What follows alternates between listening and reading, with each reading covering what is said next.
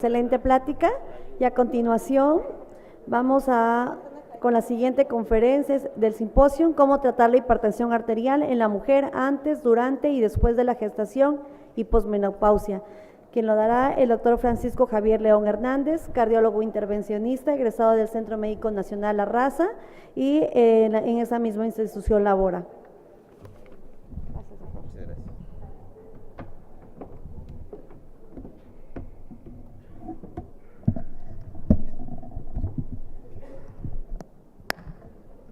Bueno, muchas gracias por su presencia. Nuevamente estoy con ustedes para platicar acerca de un tema con una gran relevancia en función de la etnia a la que pertenecemos y de la incidencia de hipertensión arterial en los diferentes grupos etarios. Sin embargo, la hipertensión en la mujer ocupa un lugar muy importante, en primer lugar porque no ha sido valorada de manera adecuada, pero como segundo punto fundamental es que no hemos todavía comprendido dentro del grupo médico la explosión de la enfermedad hipertensiva durante el periodo de climaterio y menopausia. El estado de climaterio y menopausia no solamente es una alteración hormonal, sino es una alteración neurohumoral caracterizada no solamente por la pérdida de la función reproductiva, sino por una alteración fisiometabólica compleja en la que la aparición de reactantes vasopresores se incrementa de manera exponencial. La comprensión adecuada de este síndrome en menopausia y posmenopausia debe ser adecuadamente valorada porque no solamente estalla mecanismos aterogénicos, sino además se potencian cuando existen enfermedades subyacentes como es dislipidemia y diabetes mellitus. Como se ha mencionado a lo largo de estos 2 días, el incremento de la mortalidad cardiovascular en la edad menopáusica y posmenopáusica obedece a la interacción de estos factores y no ha sido evaluado de manera adecuada. Pero de la misma manera, las estrategias terapéuticas farmacológicas son empleadas de manera indistinta, pensando que la meta única es el descenso mecánico de las cifras tensionales elevadas, cuando debemos establecer combinaciones armónicas que sean capaces de reducir la presión arterial sin afectar el entorno metabólico y el estado hiperadrenérgico que presentan estos grupos de pacientes en forma acelerada.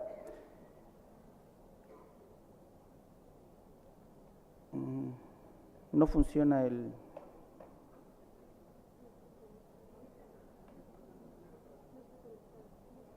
no funciona la máquina. Tú dime. Yo con la mía. Ok, perfecto. Ok, perfecto. De tal manera que vamos a considerar estas poblaciones de manera muy importante y específicamente el estado de posmenopausia, climaterio y embarazo preeclampsia. 30 minutos para esto resulta sumamente complejo, sin embargo trataremos de elaborarlo en el menor tiempo posible. Conceptos básicos que debemos de entender es la menopausia es la expresión externa de la pérdida de la función reproductiva en la mujer y representa un solo evento, mientras que es una alteración en el eje hipotálamo, hipófisis ovárico que conducen a la pérdida de la función reproductiva, mientras que el climaterio es una etapa de evolución más larga, un trastorno un tránsito de la vida reproductiva a la no reproductiva que se caracteriza por una serie de síntomas después de la cese de la actividad estrogénica y que se acompañan de alteraciones neurohumorales significativas. Hoy entendemos que el síndrome climatérico y la posmenopausia asociadas a enfermedades comunes en nuestro país, diabetes mellitus, conducen a un estado de inflamación vascular sostenido que se caracteriza por esta interacción provocando una aceleración en el deterioro de la función vascular y de la vasorelajación, con la consecuente complicación de las alteraciones estructurales funcionales de las arterias de resistencia. Debemos de entender que la posmenopausia se acompaña también de una rigidez vascular, fenómeno global que cubre el entorno de la fisiopatogenia de la enfermedad hipertensiva. Estos fenómenos de elevación de la presión arterial no solamente debemos de entenderlos como la elevación mecánica, sino como una alteración funcional y de circulación de los órganos involucrados en las complicaciones mediatas y tardías de la hipertensión arterial. Quizá el tratar de comprender un modelo fisiopatológico en la paciente hipertensa posmenopáusica sea sumamente complejo. Sin embargo, esta propuesta de Weaver en 2010 nos simplifica de manera muy importante cómo poder asociar esas alteraciones que irán ligadas a la elección del fármaco antihipertensivo, en este caso preferido o ideal para cada grupo de pacientes posmenopáusicas.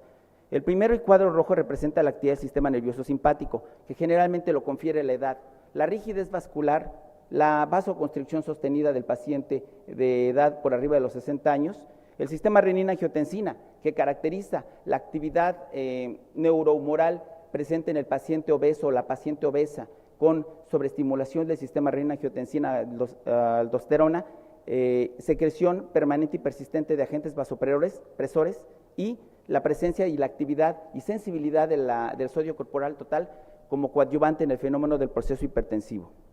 Si nosotros pudiéramos integrar estos modelos, podríamos elegir dentro de las diferentes clases antihipertensivas los grupos que pudieran ser combinados de manera más armónica. Este término de combinación armónica es un término que sugiere no solamente el agregar fármacos para poder incrementar la potencia de nuestra estrategia antihipertensiva, sino evitar interacción entre ellos que pudieran potenciar el desarrollo e incremento de los factores de riesgo cardiovascular.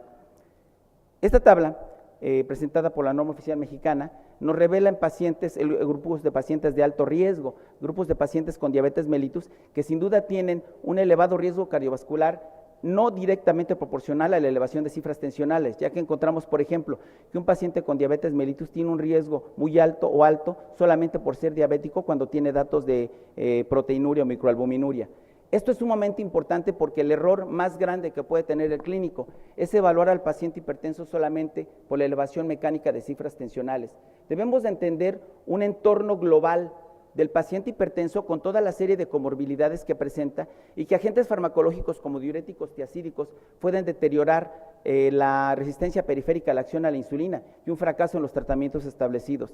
De la misma manera, la aparición y de nuevas posibilidades para el manejo de los estados hipresores que pueden eliminar sodio, tenemos una alternativa que es clortalidona.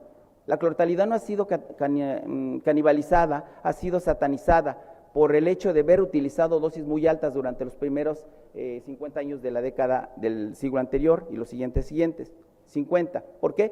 Porque fueron utilizados a dosis de 50 miligramos y las dosis de 50 miligramos que inicialmente se utilizaron para el manejo de clortalidona resultaban más tóxicas que benéficas. El advenimiento de nuevas investigaciones encontraron que las dosis de clortalidona de 12.5 tienen un poder antihipertensivo tan importante como el que tiene la hidroclorotiazida, pero reducen de manera significativa la pérdida de potasio, que hoy constituye una de las génesis de las arritmias presentes en los pacientes hipertensos por hipocalemia inducida.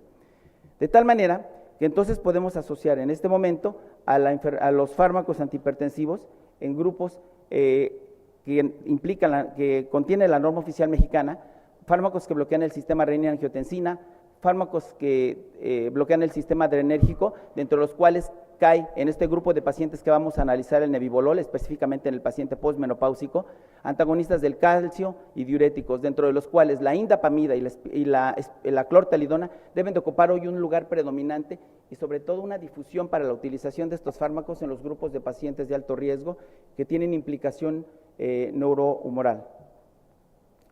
De tal manera que esta tabla, emitida por la norma oficial mexicana, repito, debe de contener no solamente la hidroclorotiazida, sino la clortalidona por las características que vamos a mencionar posteriormente. Todos sabemos que hoy, en grupos etarios de menos de 55 años, el bloqueo del sistema renina-angiotensina ocupa el primer lugar para poder reducir la presión arterial desde el punto de vista mecánico, pero reducir el impacto de los factores alternos que acompañan a la presión arterial elevada, con un impacto de reducción efectivo sobre la mortalidad cardiovascular, y que la adición de un calcioantagonista o un diurético, según sea la elección de acuerdo al grupo etario, debe ser elegida de acuerdo a las características individuales de cada paciente.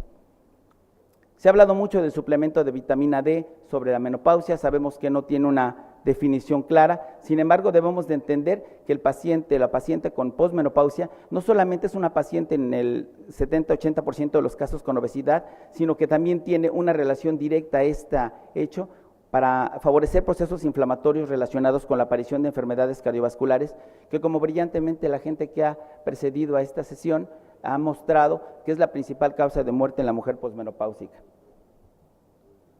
Sin embargo, cómo poder asociar la hipertensión arterial sistémica con una terapia farmacológica adecuada en un síndrome climatérico. Y lo más importante es entender qué es lo que no debemos hacer. Este cuadro, presentado en la Sociedad Europea de Cardiología desde hace más de 10 años, ha sido modificado por un servidor tratando de integrar a través de colores algo que sea lógico, que sea coherente, pero que sea fácil de entender en relación a la asociación de los agentes farmacológicos, de acuerdo a los diferentes grupos etarios y de acuerdo a las diferentes patologías que presenta cada uno de estos grupos. Por ejemplo, en la línea roja tenemos las líneas que no debemos utilizar en pacientes postmenopáusicas por 3 motivos. El primero es alfa y beta alfa bloqueadores y diuréticos, porque son fármacos que provocan una depresión de volumen y provocan una vasodilatación sostenida con hipotensión postural y que en el paciente anciano no resultan la mejor, o en la paciente postmenopáusica, no resultan la mejor combinación porque depletamos volumen y reducimos la capacidad de reacción vascular ante la posición de pie. De tal manera que es sumamente importante que los pacientes postmenopáusicas que cursan con estados de, podríamos decir, de un secuestro venoso importante, no se utilicen combinaciones farmacológicas que depletan volumen y mantienen una vasodilatación arterial periférica sostenida. Segundo, tampoco es sugerible que en las pacientes postmenopáusicas se utilicen beta bloqueadores y alfa bloqueadores, específicamente cuando sobrepasen la edad de 60 años, por el mismo fenómeno, porque los pacientes ante hipotensión inducida con alfa bloqueadores responden con una taquicardia refleja para evitar, para proteger el mantenimiento del gasto sistémico, y sin embargo, si nosotros utilizamos beta bloqueadores en estos grupos de edad asociados a alfa bloqueadores, bloqueamos la única respuesta que tienen los pacientes que utilizan estos fármacos, que es la de taquicardia refleja compensadora. Y así podemos encontrar un sinnúmero de malas combinaciones que se siguen utilizando de manera anárquica, sin un razonamiento lógico para poder utilizarlas. Esto quiere decir que en el caso de pacientes que tengan obesidad, sobrepeso, diabetes mellitus, tromboflebitis previa, en el caso de los calcioantagonistas, cardiopatía previa demostrada, evaluación de la función renal y sobre todo pacientes con hipotensión ortostática, se deberá tener un análisis crítico, médico y coherente de las combinaciones utilizadas. Hoy los pacientes postmenopáusicas con síndrome metabólico es importante entender que debemos de virar en relación a la utilización del diurético. Hoy sabemos que la clortalidona tiene una serie de cualidades, dentro de las más importantes es no intervenir sobre el metabolismo periférico de la insulina, y que esto puede y debe ser utilizado en un futuro como una norma para la utilización de un segundo o tercer fármaco que sería un diurético para poder utilizarlo en pacientes con síndrome metabólico, con o sin nefropatía, hipertensos con angina y hipertensos con arteriografía periférica. No así la hidroclorotiazida, que tiene un perfil muy selecto de pacientes en los que no tendría un efecto secundario, específicamente pacientes sin alteraciones metabólicas, sin datos de nefropatía preexistente, sin insuficiencia cardíaca, hipertenso con insuficiencia cardíaca sería una indicación. De tal manera que debemos de evaluar este tipo de fármacos. Hace un momento mencionábamos cuál sería un fármaco ideal para el empleo del paciente con una enfermedad coronaria y de cardiopatía isquémica. Y sin duda, nebivolol es un beta bloqueador de tercera generación que tiene una cualidad que no tienen los demás y es ser un donador potencial de óxido nítrico.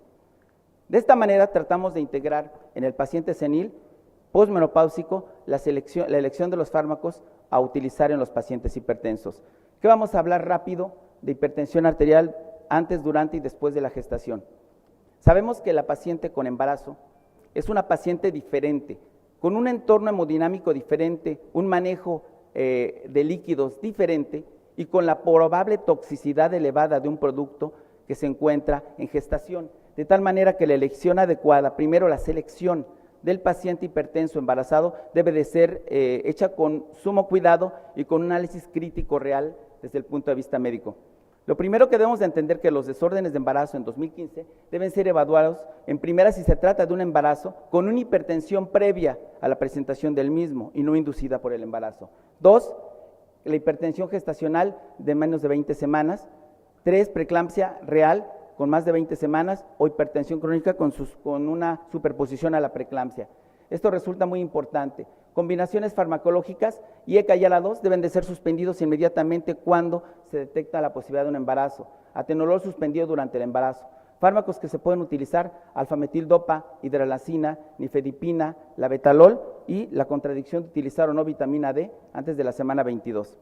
La mujer gestante, entonces, debe tener un tratamiento antihipertensivo en el que se debe evaluar el beneficio dependiendo de la magnitud y límites en la reducción de la presión arterial.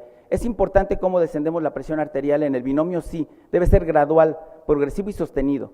¿Es importante que tenga protección orgánica? Claro que sí. El binomio requiere una protección en formación diferente al adulto hipertenso, a la mujer posmenopáusica. Debe de ser evaluada para preservar funciones cerebrales, metabólicas, renales y cerebrales.